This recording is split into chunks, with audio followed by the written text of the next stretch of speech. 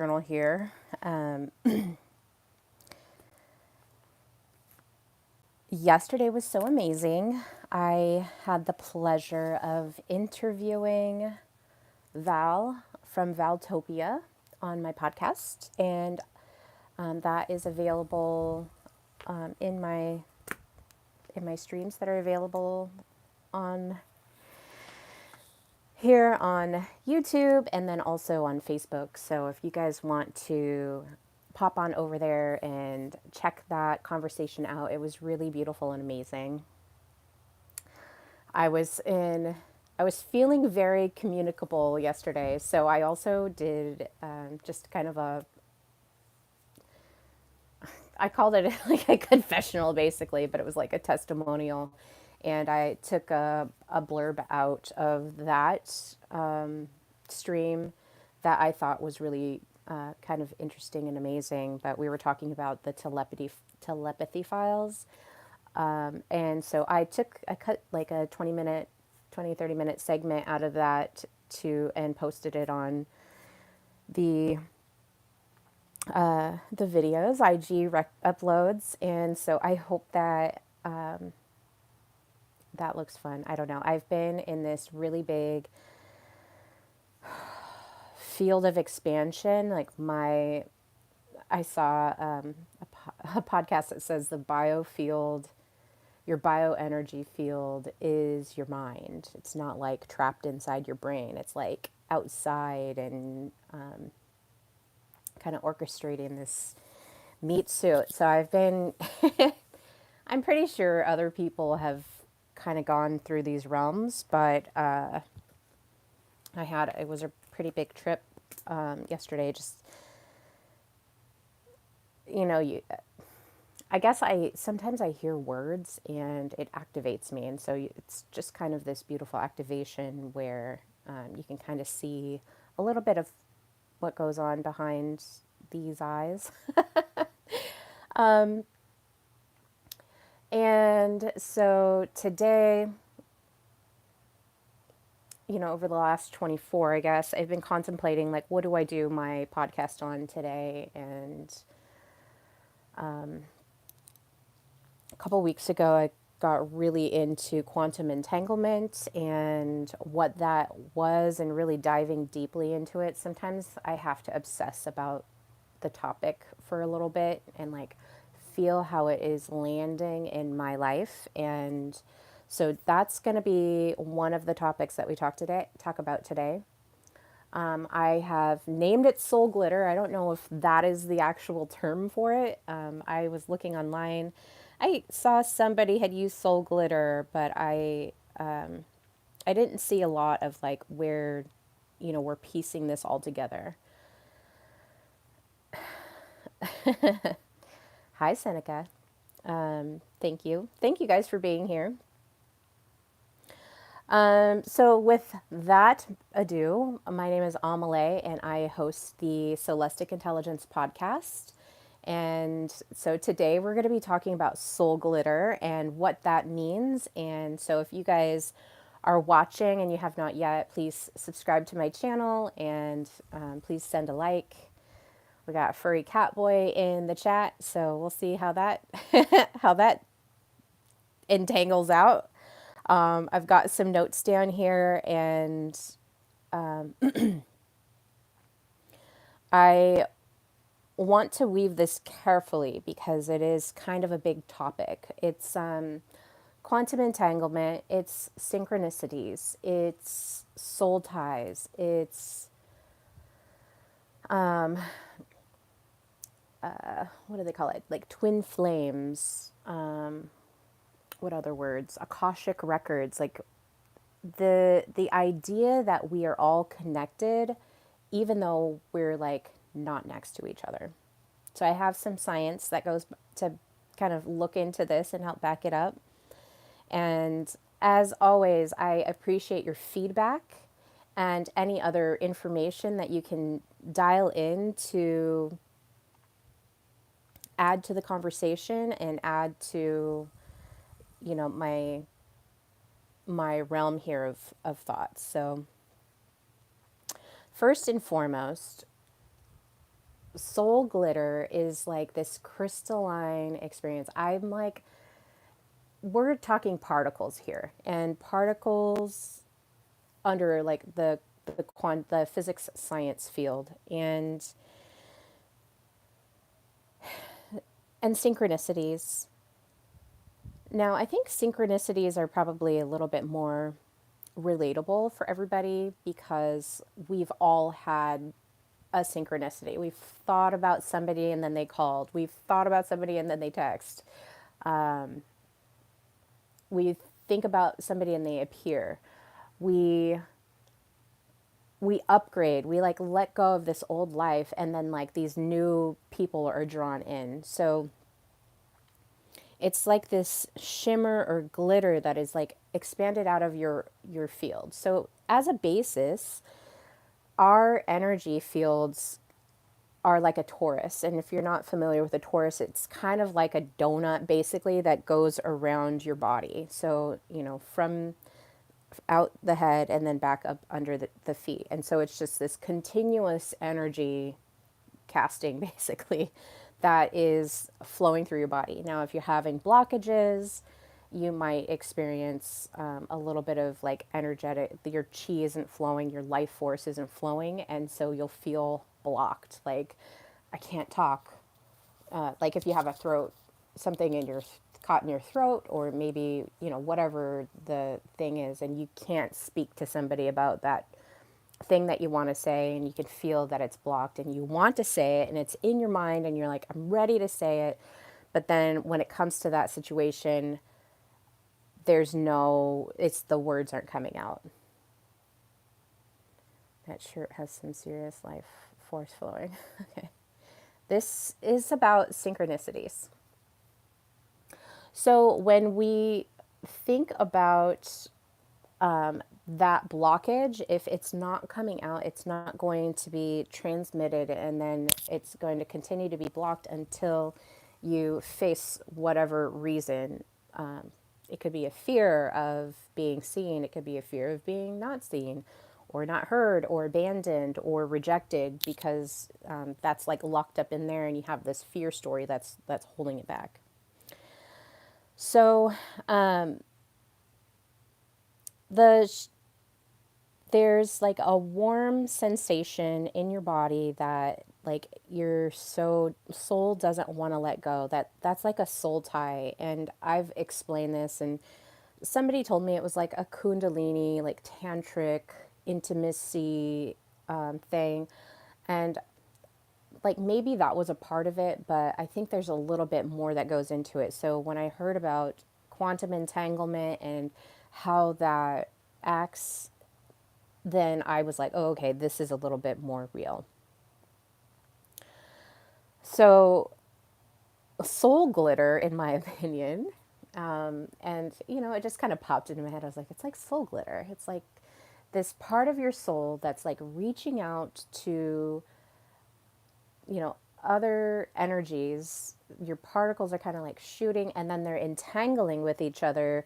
And that's where the connection is made. And then, like, once that's connected, it's like a synapse, like where the brain is having this connection. But it's like your energy field is having a connection.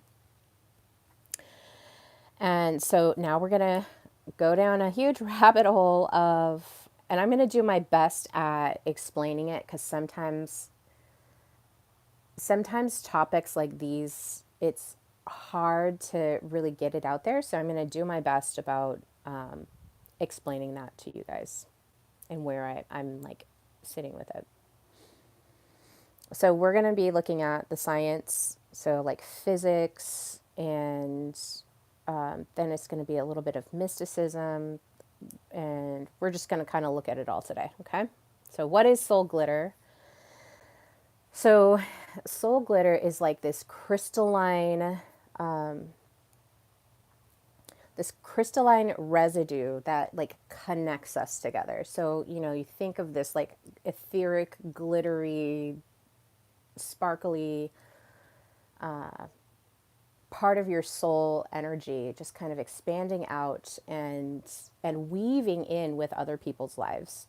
And I haven't always said, I've kind of come to the conclusion that if two people can meet together and share, a beautiful conversation with one another, then we're looking at this mystical experience. It's a very mystical experience, and the union of two people is just magical in its own right. Not, and this is beyond just like a husband and wife.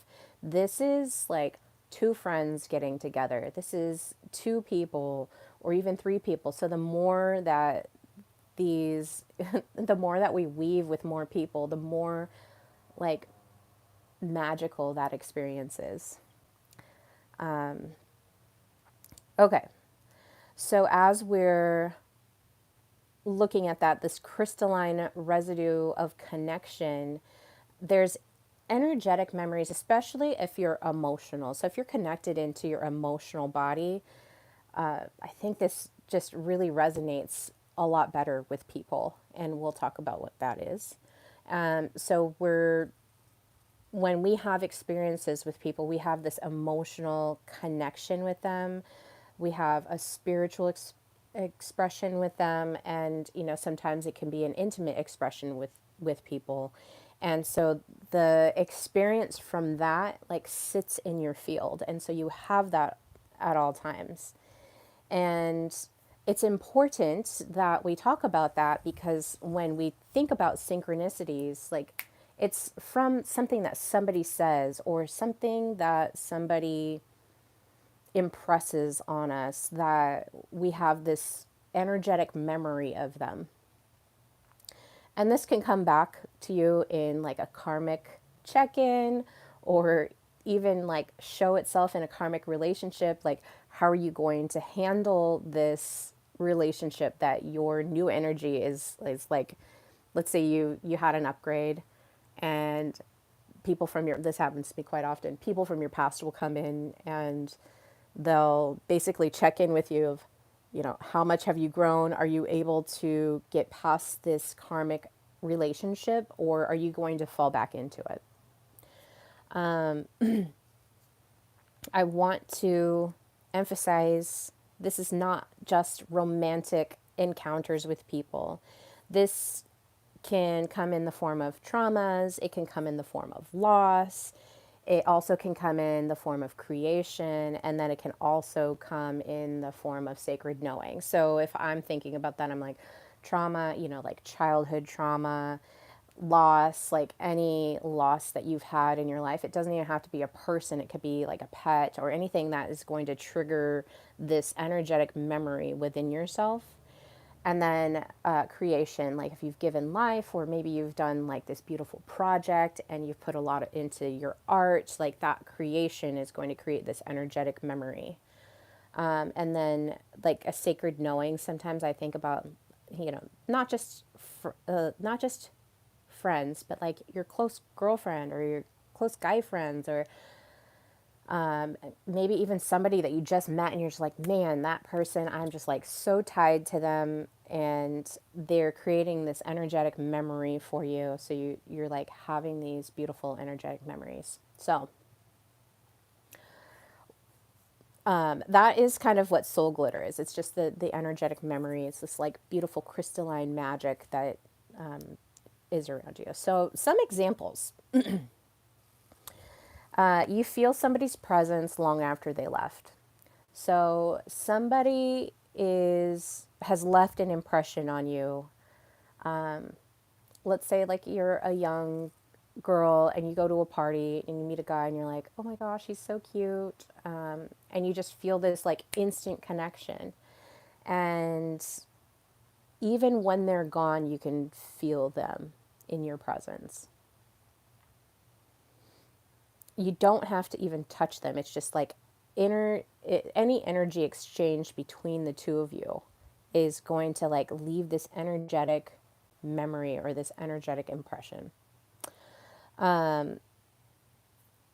Another example of what I would call soul glitter is, a text is going to come, or a call is going to come, or something's going to come before it happens. So you're so tuned in to the energetic field, and that soul glitter is like coming back to you, and you're like, oh my gosh, like this is going to happen. I have this happen quite a bit. I can, like, in the last few weeks, I don't know exactly what triggered it, but I noticed that I see past, present, and future a lot clearer. And so you know that something is going to come before it arrives. You know that you're going to be taken care of. Like in your system, like you know that, okay, my brother is going to call me. Or even like I remember I think I was 17, and I had this awful dream that my brother fell off of a bridge into the river at night, and it was like stormy.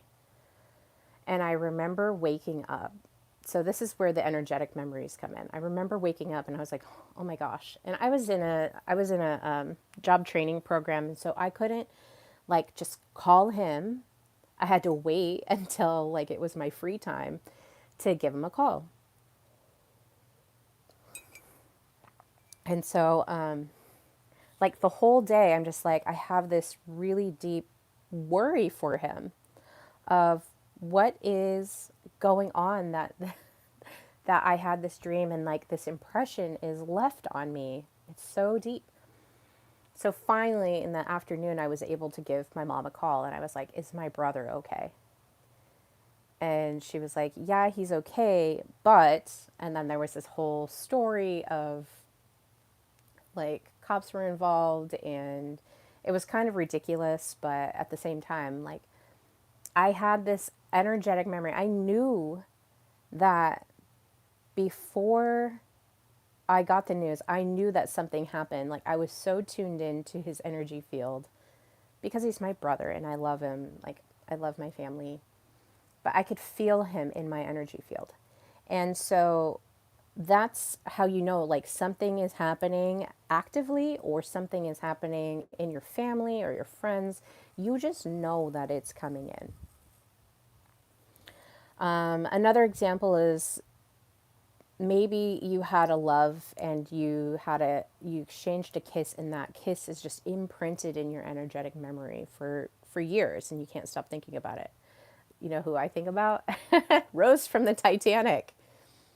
She had an experience that just like she could not let go of, and you know whatever, but she had that experience, and so for years she remembered that relationship with Jack. And so you know whatever you want to do with that, but that's where that energetic memory is just held in her system. And I think that is one of the reasons why that movie was so popular, is because we know that that's a truth. Like we know that we can carry these deep affections with people, from, it doesn't have to be romantic, but you know these intimate encounters with people. And so yeah. Another example is a dream that isn't yours. So if you're having dreams, a lot of people get a lot of information from dreams. Like I said, I had that dream about, I was 17. I had that dream about my brother, and it was a very real dream. I knew that there was something that was going on. I didn't know what it was, but I was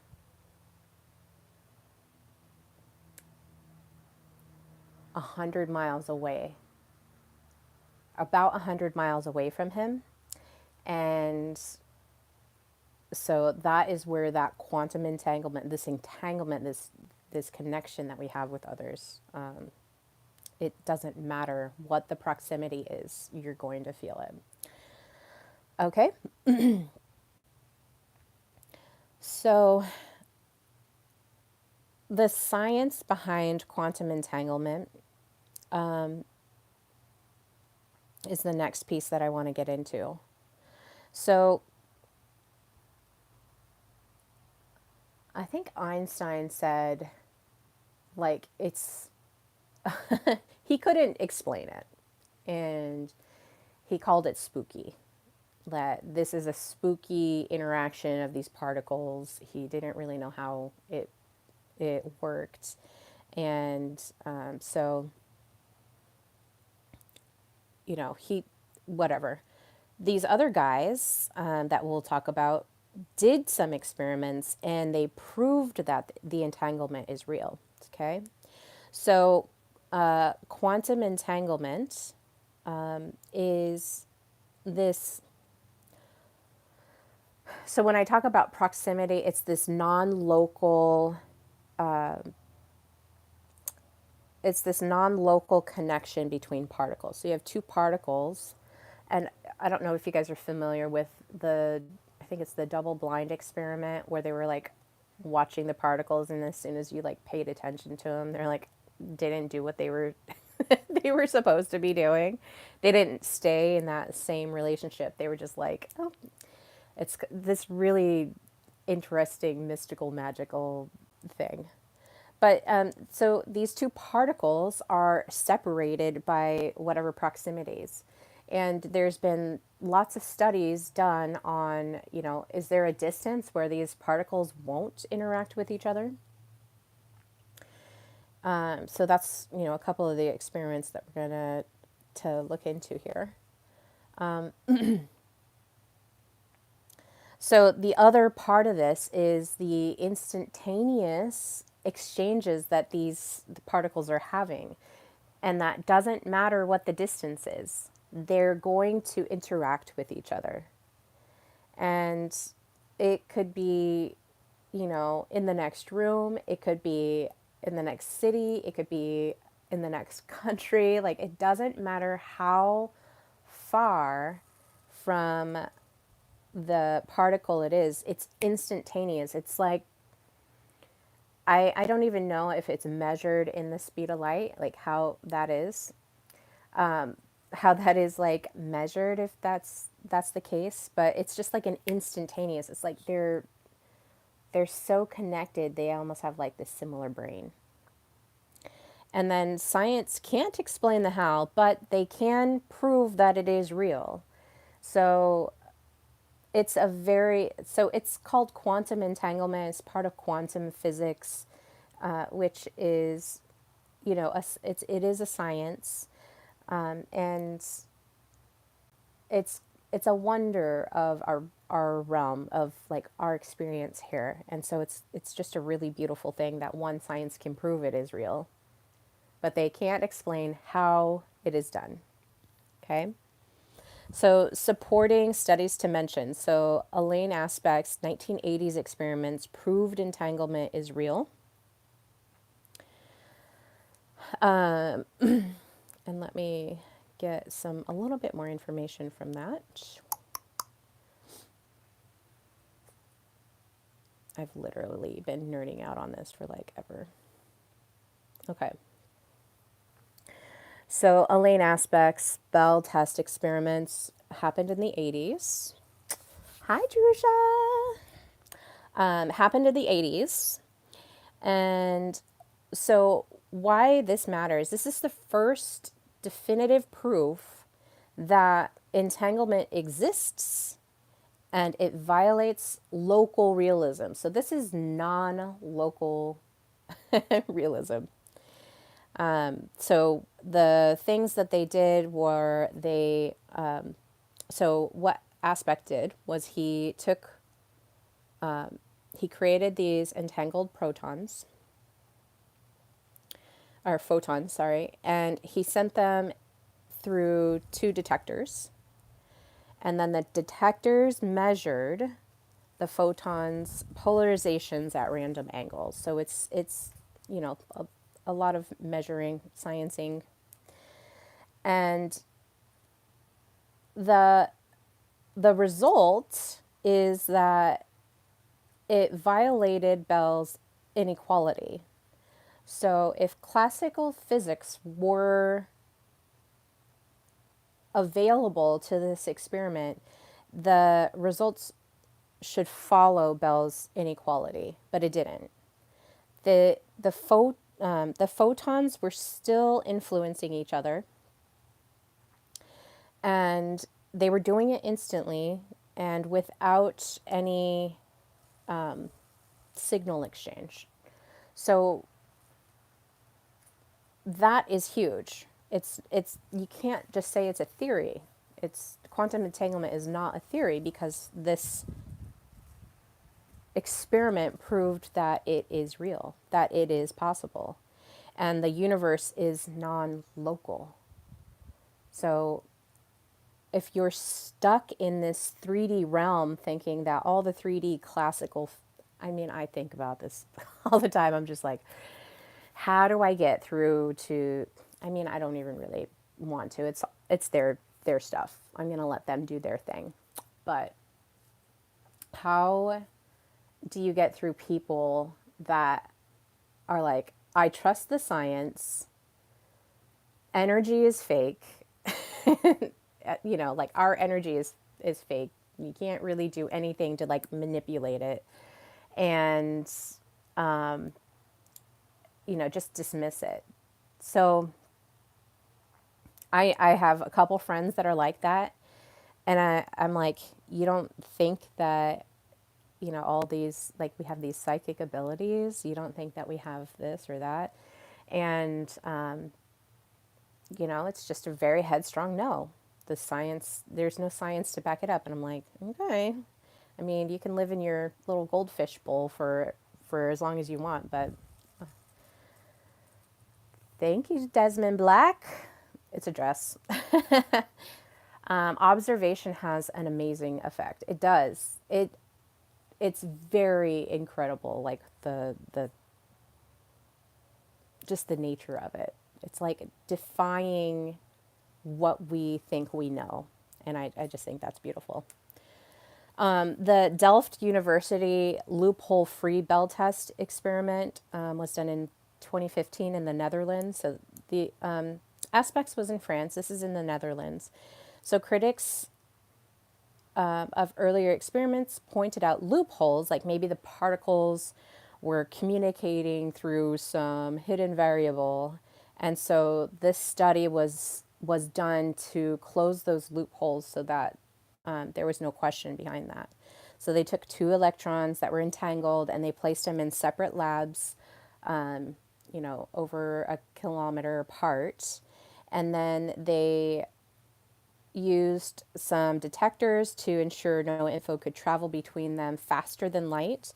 And the result was they still had these instant correlations with each other. There's no hidden variables, no escape from the entanglement. Once these particles are in this experiment, once those electrons were entangled with each other, it didn't matter where they were. As far as distance, there's no loophole, there's no anything, like wherever they were in whatever you know proximity they were still connected with each other. Okay, and it's instantaneous. It's there's we got that light answer. There's no, it was faster than light. So in classical physics you can't explain it, but in quantum physics you can. So when you measure a particle and the other one instantly responds, you have your answer. Like it's so when you get close to, like, let's say you get close to your children, like a mother bonds with her child. She knows like if there's something up with her kid because she is so dialed in and so tuned in. She's in this union with each other. So when we form these relationships, it doesn't matter the distance. This is where the synchronicity comes in. This is where somebody will call or somebody will say something or somebody will, whatever the entanglement is, it will have this profound effect on your life. Okay. And there's more you guys can look into. I just wanted to kind of give you a couple science examples of what the entanglement looks like, just so that you know that there is science out there that supports this and that it is provable. And in my life, my purpose at this, I mean, actually, I was thinking about it before. I was like, I know that there's something more to our human technology that we have within ourselves. Even when I was like in my teens, I knew that there was something that was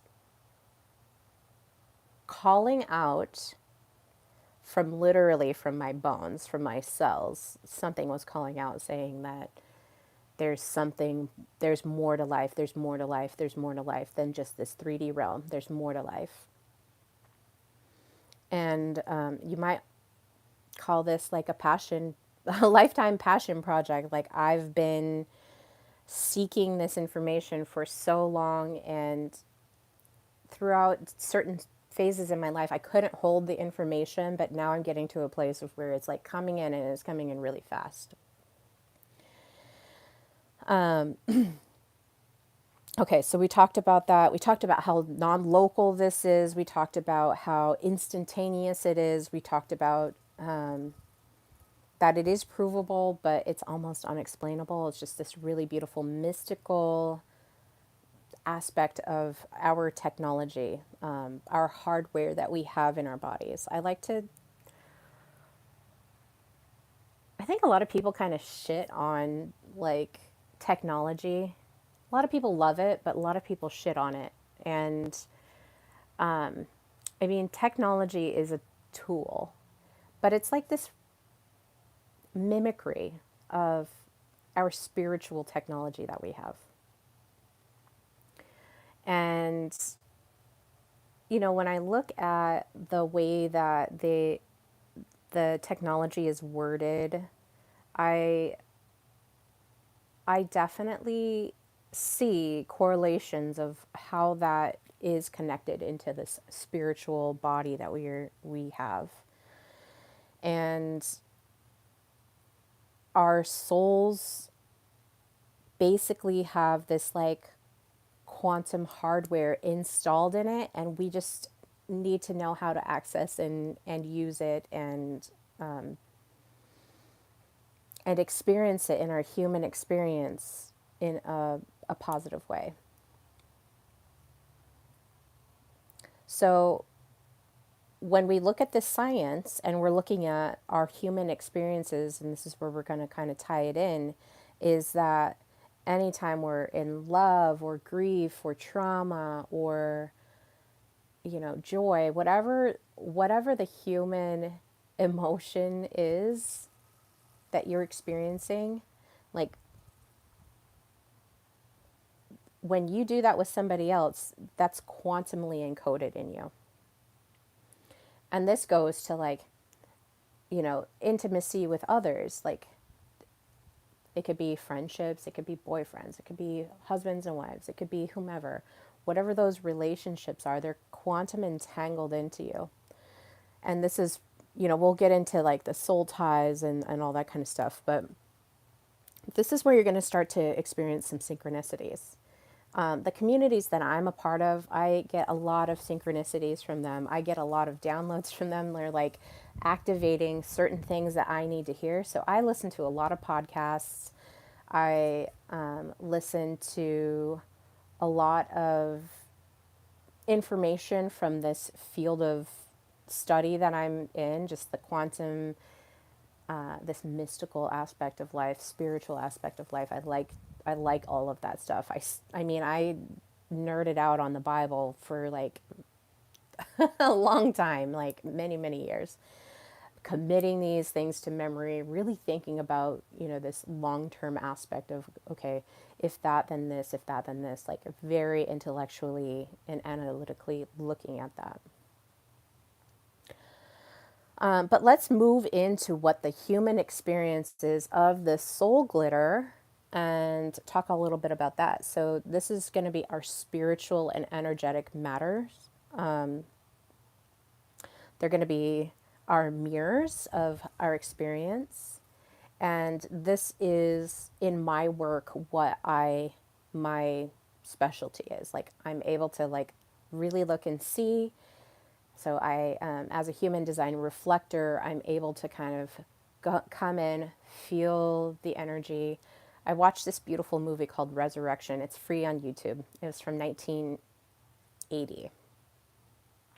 And I think the whole thing is available. It's an hour 43 minutes. And it's about this woman who had a near death experience. Her husband sadly died, but she lived and she lost the use of her legs. And, everyone was basically like, oh, you're done for. Like, you're not going to be able to walk again.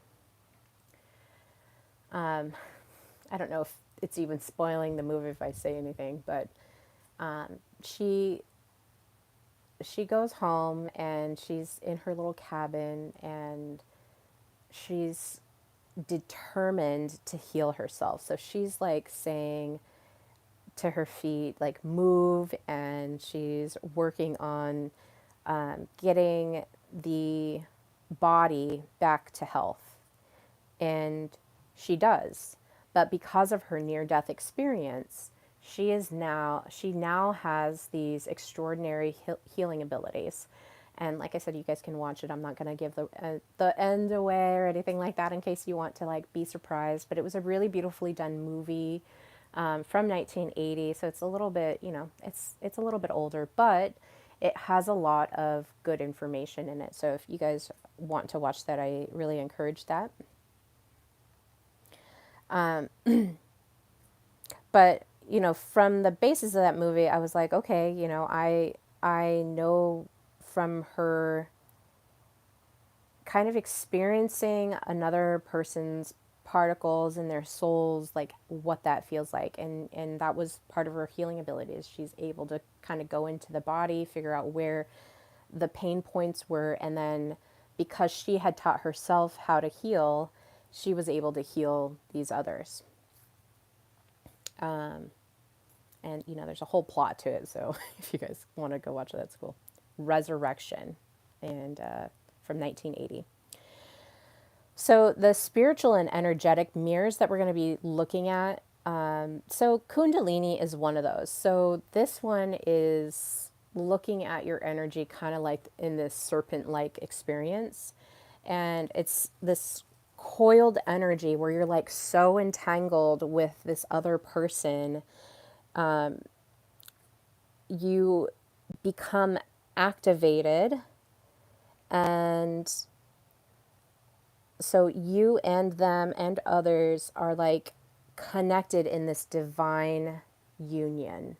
And it's almost like even even the heavenlies are coming down and entangling in that union. So it's this really beautiful open activation. And it's if the one experience that I had could describe it, maybe it was like that. It was a very long term, it was like 2 years situation. And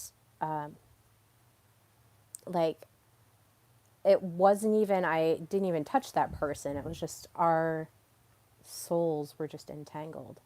And so very intense, very real. I didn't know what was going on at the time. I was talking to my therapist because I was going through a whole bunch of other stuff. I was talking to my therapist about it, and I was like, I don't know what this is. And he didn't know what it was. And I was like, nobody can answer this. So, once I finally got an answer to it of, it's this energetic, because you guys, 5 years ago, I was just, I didn't even know what all of this stuff was. Like, this is all coming into me in the last 5 years. Okay. It's, but it's coming in really, really quickly and really, really hot. A Marie, I'm just going around showing small creators love, kindness, and respect. I love it. Thank you so much for coming in.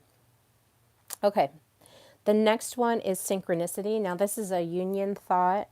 Carl Jung definitely talked about this, but this is the meaningful coincidences with no logical connection, but an undeniable pull. So you might be, I know everybody on some level has experienced this on one point or another. Oh, thank you. I love that.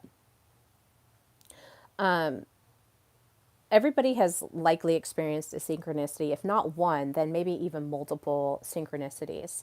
And this one is very, very common.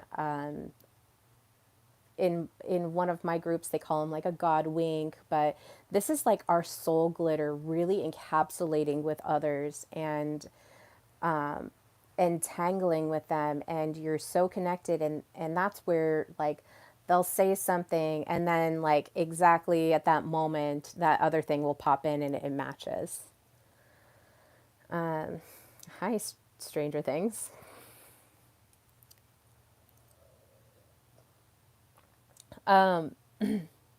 So there's no logical reason why this connection would happen, but it's happening, and there's definitely a something there that it's almost like I want to say awesome, but I don't even know if that's the right term for it. It's like very enlightening. It's like puts the spotlight on a thing, and it's beautiful because you're seeing like how intertwined we all are. There's a podcaster that I listen to, and it happens to him all the time. He'll read a letter, but he'll talk about something. He'll read a letter, and it's like the same. They're talking about the same thing. Like it's like right after the other, and it happens, and it's a beautiful thing to watch. And so, synchronicity is just showing us how connected like our soul glitters are with each other. And finally, I want to talk about soul ties and this etheric cord that we have with others. So, soul ties are interesting because you're so like connected with somebody that like the pull of trying to release them apart is like you're almost like magnetized to them. And so soul ties will make you come back and you're going to be like, "Oh, I don't know how to handle this." And maybe you guys are not like in a space where you can be together, and so it's like this soul tie, this union that you have with somebody, but like you know that you might need to break it. But they're literally these energetic bonds that you have with another person, and cutting the cord to them might be hard for you, especially if there's a lot of love and emotion and desire, and like you want to be with that person. Like it's such a strong pull, but for whatever reason, you guys just can't be in the same in the same like physical space with each other. So those are some of the spiritual and these are decals that I got. I've had them for a long time. They're just like little stickers that you can put on the wall. So the emotional body is formed or linked with another emotional body, and there is this energetic connection, like bridge, that is just like so powerful.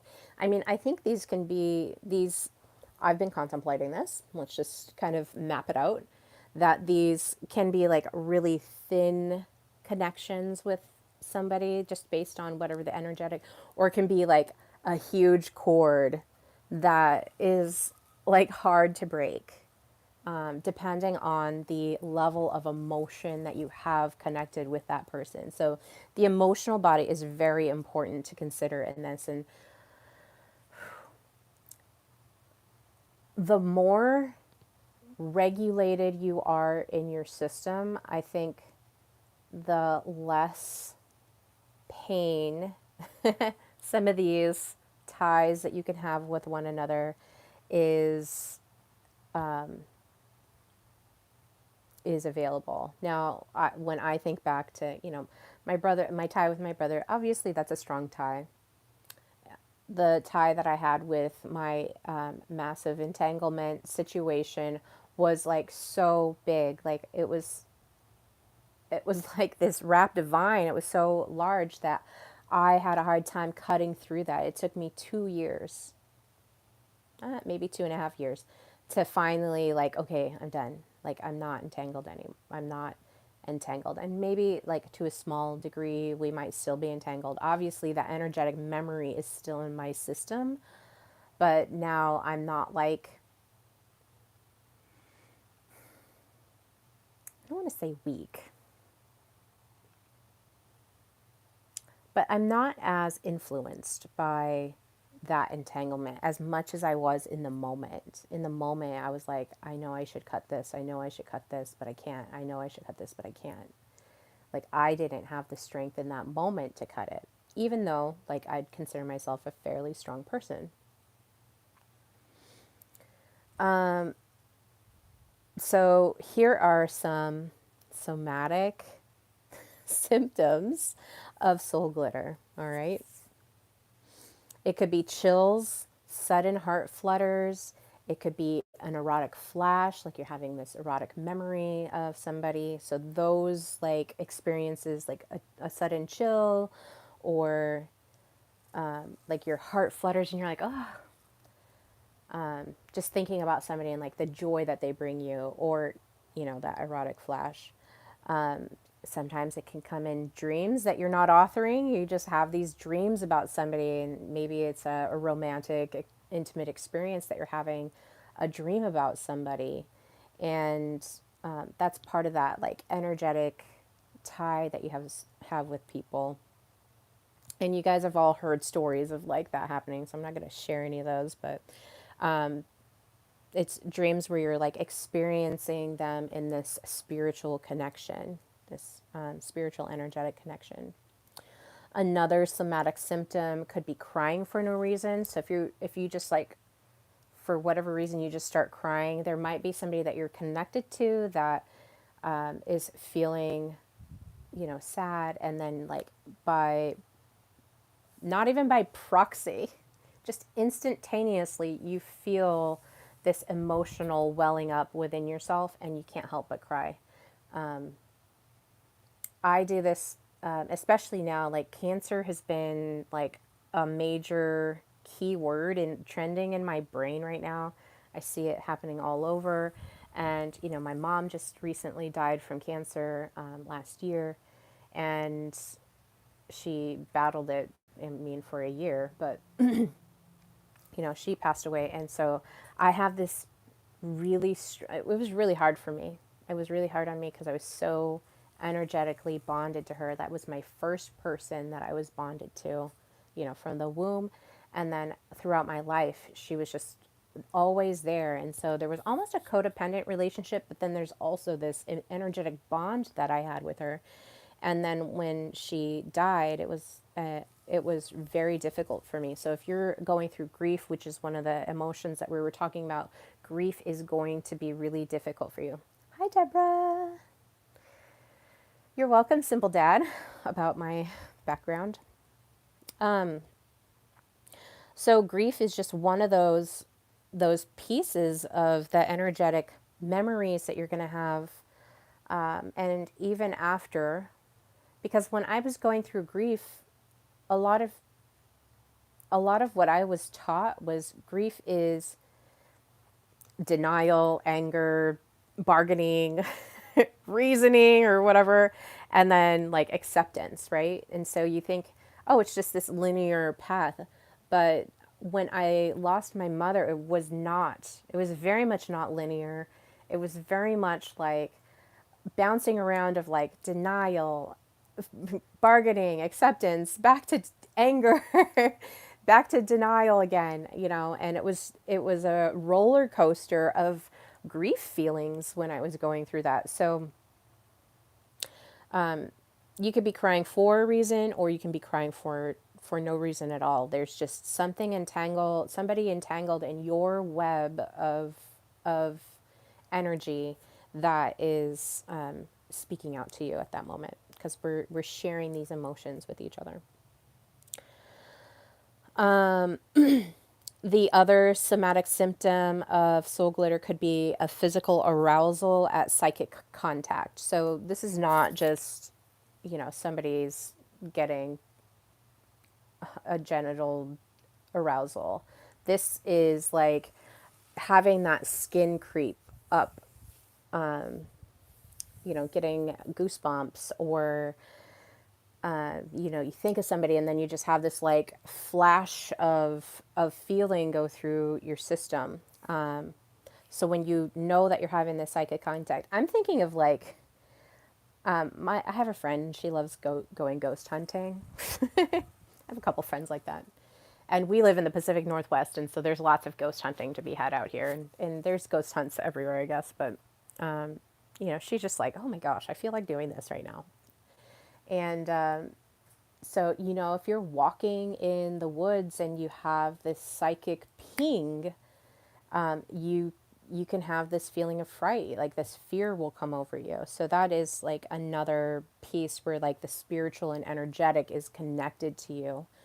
And I say spiritual in kind of this big aspect. It's not just like heavenly. It could be other dimensional creatures like that are kind of encountering you, not necessarily always demonic, but it could be in that realm as well. So that physical arousal that you're having is just like knowing that there's a presence there that maybe is unseen, and you still feel that psychic connection with that being.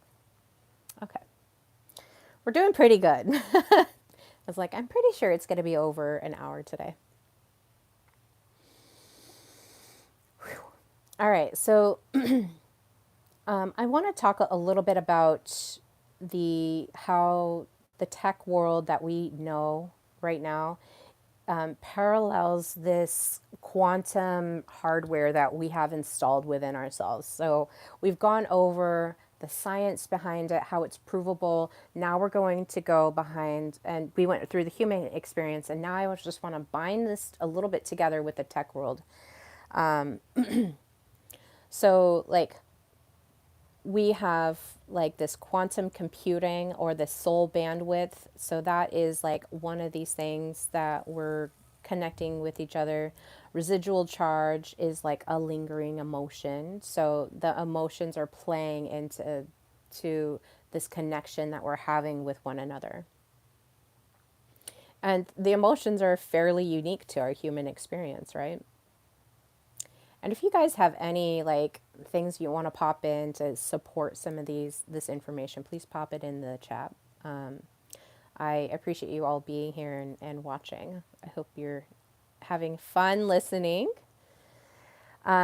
Digital fingerprint is also like a psychic imprint, and near field communication. This could be, if two lovers are around each other, there's just this like communication that can happen. I've talked about it before, but the quantum entanglement. One of the studies that was done was on a husband and wife, and they were placed in separate rooms, and they were all dialed in or whatever with their computing their measurements. And they told the husband to think about giving his wife a hug, and on the other end she was having an experience of the hug. So that proved that mystical union that husband and wife had, the connection and the entanglement that they had was strong enough that she was able to have a sensation of him talking about hugging her, that was recordable on a device. Mesh networks are like our ancestral connection grids. So Deborah says, I noticed my dad was nearby by smell. That was new to me. I'd notice her fragrance and then know my dad was nearby. That lasted for a while, but he moved on to other business. That's beautiful. I often smell tobacco, cigarette smoke, and I'm always like, dude, what the heck is that? What is that smell? Like, and I think I'm having some psychic visitors. Some psychic visitors are coming when I smell that cigarette smoke. And like, it's just crazy. And then holography. This is our fractal soul memories. I also think about like the Ethernet. Like we imagine that the space is an ether, and then there's a lot of other things that we can kind of match to that. And maybe I'll do a little bit more research and maybe make a news article on it. But so the tech world is like the tech world that we know is speaking in the same language. It's speaking in this quantum hardware soul language, like our technology that we have in this system of wherever it expands off to. Like we have this beautiful ability to have telepathic, we can remote view, we can travel. I believe we can multi-locate in the spirit, which means that our spirit can be in the spirit in different locations at the same time, doing whatever its mission is to do. So if you need to visit multiple people, you can visit multiple people in the spirit. You don't have to be, it's not like in this 3D body where it's just like, this is my body. It's very limited to where it can go. In the spirit, we can go in multiple locations, just like these particles are having instantaneous experiences. We can instantaneously go and visit other people. Your spirit needs some braces. Well, thank you, Lucky Luke.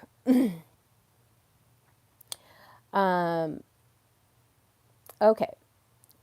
So, ideas to drop here. Your soul is a divine processor. Love, trauma, intimacy, art, they are all lines of code. So, you're coded within yourself to to hold these experiences, and we can hold so many. It's like this huge, bigger than a terabyte of knowledge that we can keep in here. Our brains aren't even at full capacity. They say we have junk DNA, which is like ridiculous in my opinion. They say that our appendix is like useless. You don't really need it. And so there's a lot of expansion and experience that we can have that we are not even dialed into. And so what I'm saying here is that in our bodies we have this soul technology. We have this technology that is built within our systems to have grander and bigger experiences beyond just this physical 3D realm. Okay?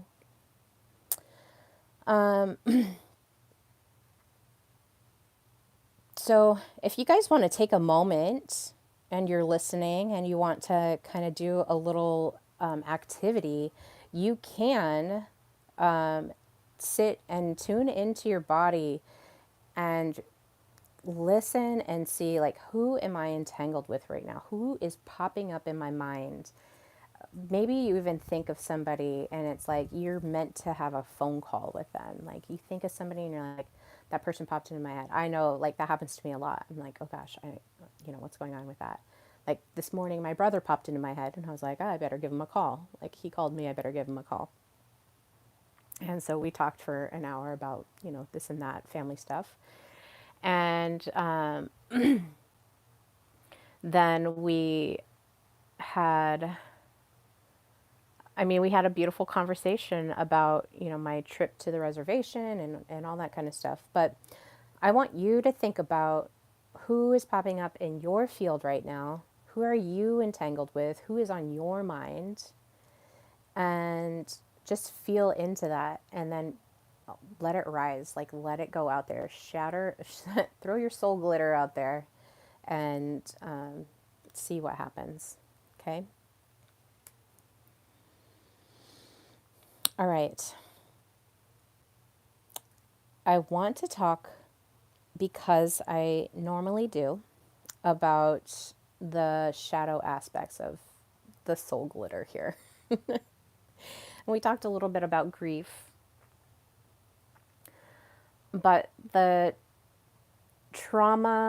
a trauma bond that, a lot of us joke if we've ever been in the workplace. We talk about, oh yeah, we're work trauma bond. At least I've joked about that. And these trauma bonds also build entanglements in your system as well. So it's not always this sweet, beautiful glitter. It could be really annoying. Maybe you don't like glitter, you know?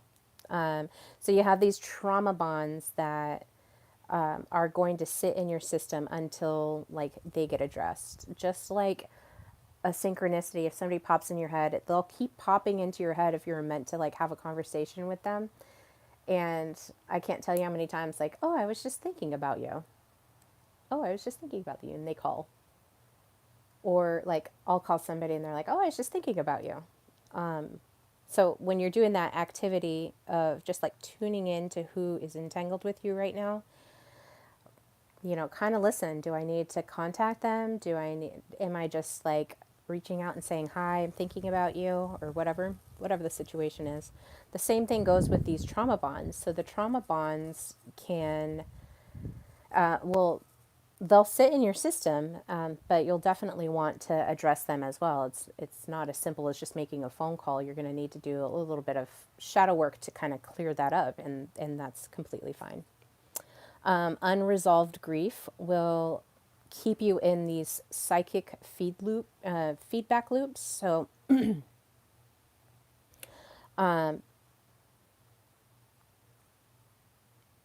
I've had to grieve both my mother and my father, and it was a lot easier to grieve my mother than it was my father. In that it took less time because I already had gone through the grief process and with my father, and it took a really, really long time. And even now, I still somewhat struggle with connecting with that father figure because of, you know, the way my life turned out. So the more unresolved grief that I had from his death and the more it sat in my system, the more it impacted my relationships. So my relationships were not as poor. Is it possible to let go of this entanglement? Some connections feel emotionally exhausting. Yes, it does. And yes, Nalsi, I totally agree. And so let's talk about that. I was talking earlier about how, you know, when you're entangled with somebody, there could be, it's like a level. It could be like a really tiny, like paper thin string, or it could be like this huge entanglement with somebody. So for what you're talking about, there is.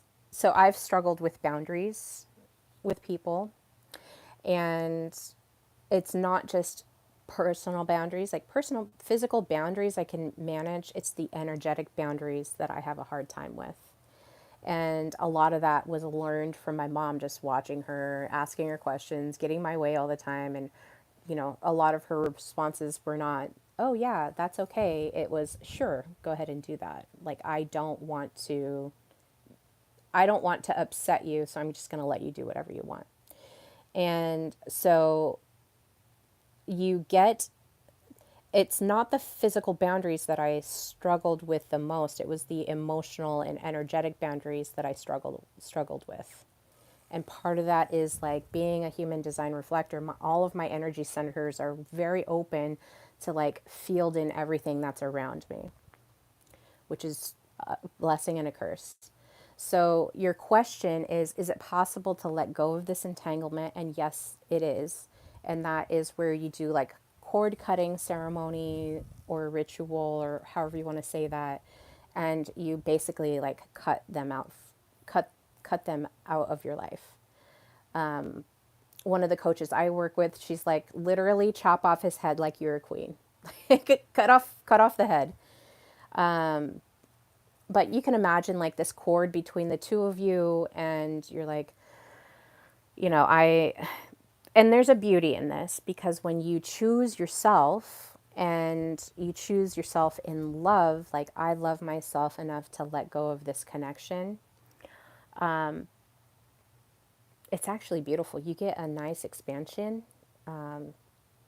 It's really amazing. It just feels fearful in the moment of like, if I let go of this person, then whatever that story is. So when you're thinking about kind of cutting the entanglement in this cord cutting or however you want to word that,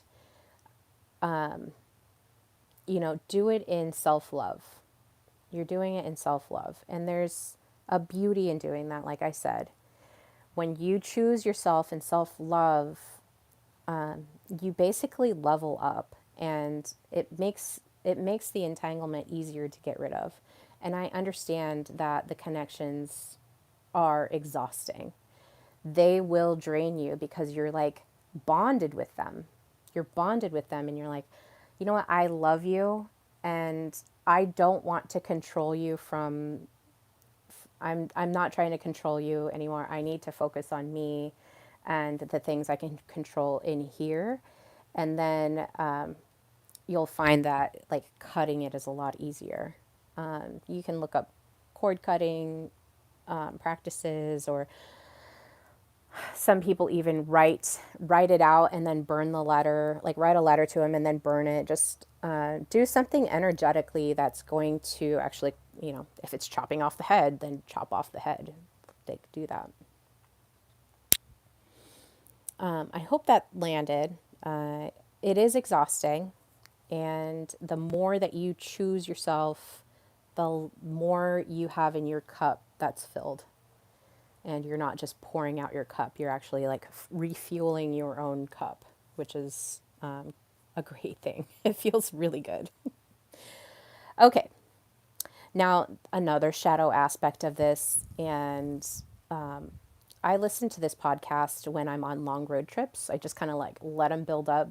But I listen to this podcast called Dating Detectives, and one of the ladies, she's a PI, and so her and her friend, they bring on some members of the audience that are willing to share their stuff.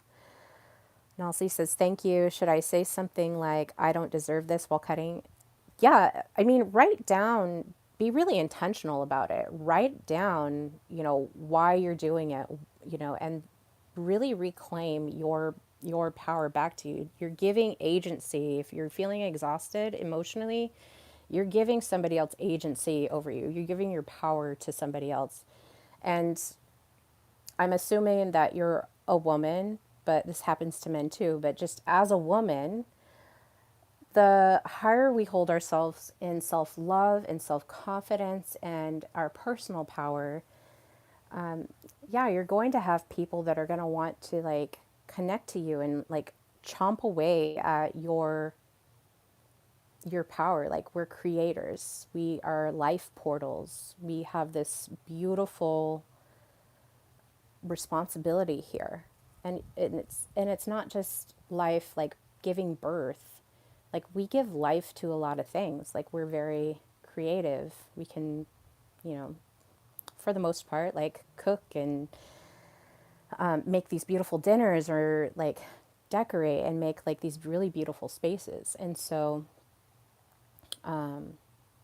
definitely say like, I don't, not that I don't deserve that, but like, I'm reclaiming my power in love, in loving myself. I'm I am choosing to put my energy back into myself. I I mean, you can say like, I don't deserve that, but from the universal law of consent, you're consenting to it. Does that land? And, when I learned about the law of consent and how deep it goes and how much we're giving away our agency to government, to our families, like whatever, the more that we give away of our own personal power and agency to others, the more it will fracture your own mind. It's like doing MK Ultra on your own brain. It like destroys your identity. Okay. So moving into the shadow here, we're talking about, I was talking about dating detectives, and there was one that I was listening to about this stalker. So the stalkerish thoughts, phantom touches, or emotional looping, like wanting to like keep people in like whatever field you're in. So if you're not working on upgrading yourself, upgrading your life, and going even higher and higher and higher as far as you can go, and you're kind of like stuck in this low energy of, it's not devotion, it's like stalking somebody. Like you can't stop thinking about them, and you want to control them, and you want to know everything, all their movements, and you're just like, I don't want to say evil, but like you're just so wanting to consume them. That is like a negative side to soul glitter. Yes, I am a girl, and it makes so much sense what you're saying. Thank you so much. It means a lot. You're welcome. You're absolutely welcome. And so I'm listening to this, as far as the stalker goes, I'm listening to this podcast, and this girl is talking about how this guy like breaks into her house, won't leave her alone, and he is former law enforcement, so he knows how far to go before he has to pull back before they can do anything to him. So it's just like really dangerous. Like he's in this really shadowy aspect of himself where he's like, he has a type of woman, he finds them at church, and he stalks them. And so it can be really dangerous having these entanglements with people. So just be really careful about, where your energy goes.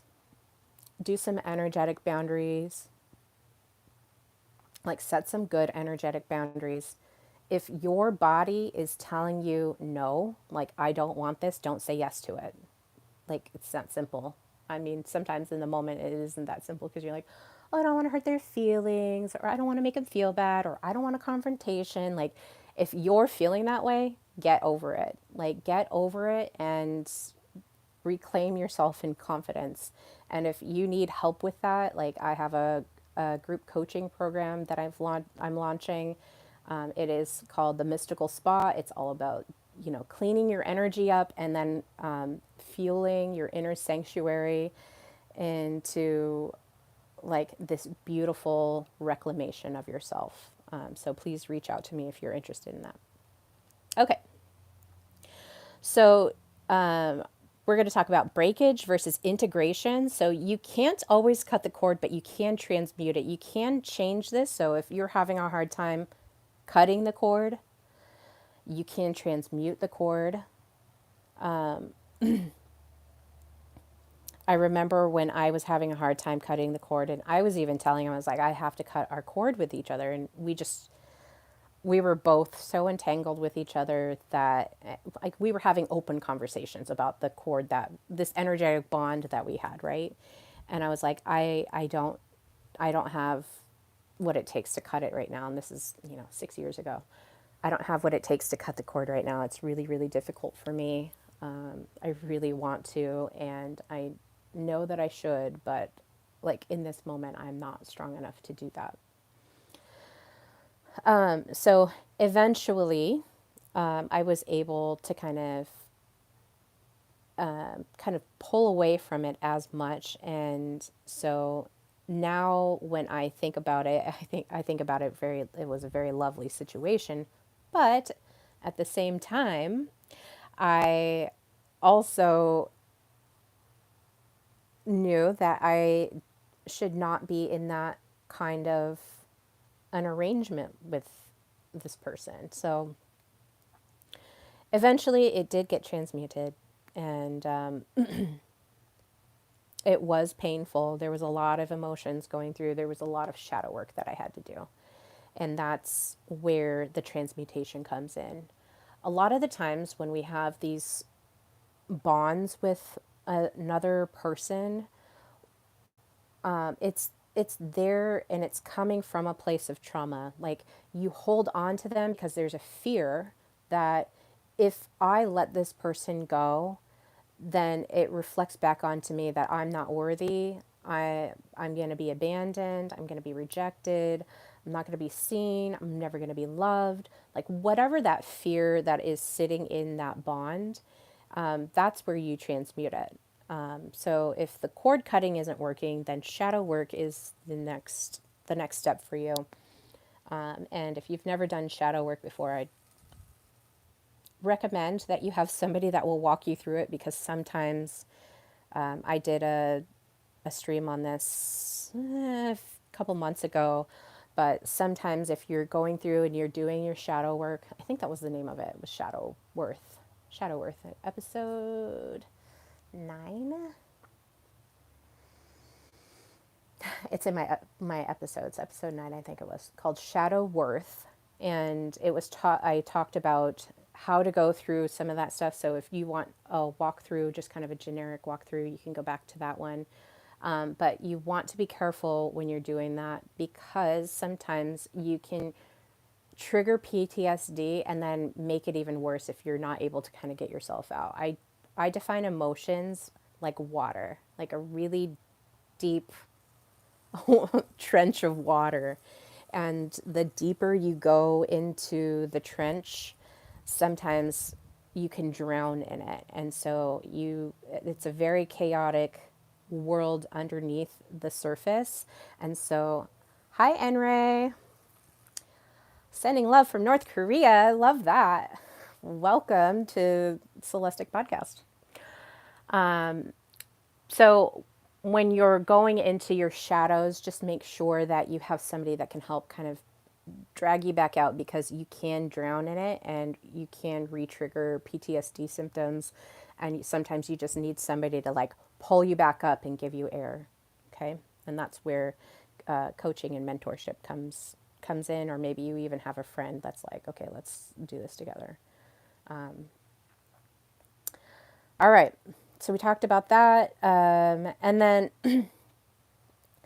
the other way that you can break out of the shadow is to do some sound therapy. So we're just talking about how we're like expanding out here. We're all frequencies. Like we're speaking this energetic language, and these beautiful notes that we have. This is our first language. It's a light language. It's like this glitter that we're expressing is like this soul language. So it's energy, and sound healing is a great way. I use sound healing in my coaching groups. It's a great way to like ground and center. I have a tuning fork, which is 128, which is the Earth's Hertz resonance.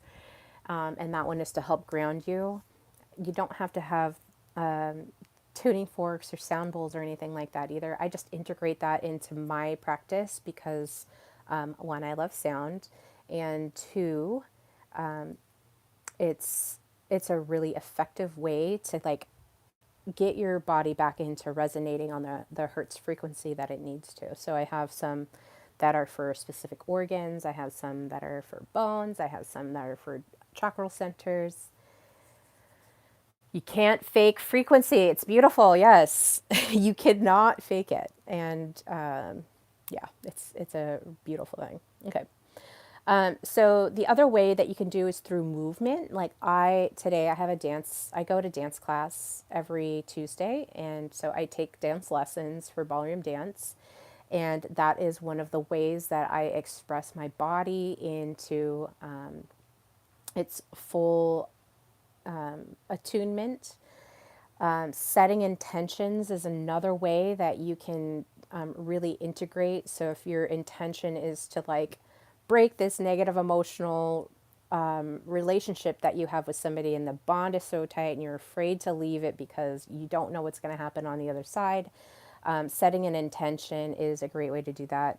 And finally, forgiveness, like true forgiveness, I think it starts with yourself. So forgiving yourself for whatever the situation is. I've talked about this a lot, and I'm still a whole proponent of it. But if we think about authority, the key word in there is author. So we're authoring our lives. It's our authority. We're authoring that. And so we need to look at, what are we consenting to? What grudges am I holding? Does it make sense for me to hold that grudge? And trust me, I have them too. So I'm not like above and beyond. But, just being mindful, setting the intention, following through with the intention, and getting that integrated in your system or integrated out of your system is going to be a good way of like breaking the shadow aspect of the energetic bonds that we're having with people. Okay. If we're talking technology words, this could be like a soul cache, CACHE, soul cache. So if we're cleansing that cache out, we're cleansing that traumatic bond, we're cleansing that poor relationship with ourselves and our boundaries, we're cleansing out we're cleaning out our cache. If we're doing that, then we can start to integrate and entangle into new relationships. One of the things that I've found is every time I've let go and surrendered anything that I thought I had to control, on the other end of that was expansion, like mental and emotional expansion and new relationships. So it's almost like your glitter is being spread out to the universe, and then now you're like pulling in these new relationships that are going to serve you in a higher function. And I think that's what we all want. I could be wrong, but yeah, let's think about cleaning out our, like doing this soul cleanse, which is why I started the mystical energy spa 8-week course, is to like really look at our energy, clean it up, and be sparkly and glowy, like have a glow up. It's beautiful. Okay. All right. May says, love this. I know, it's so good. I just love this stuff. All right.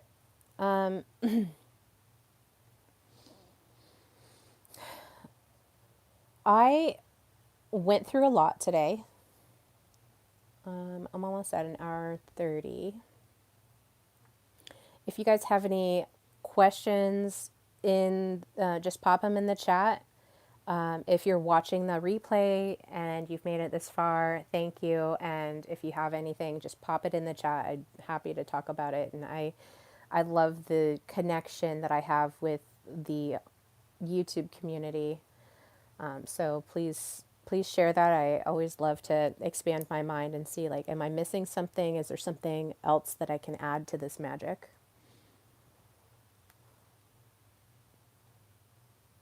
All right.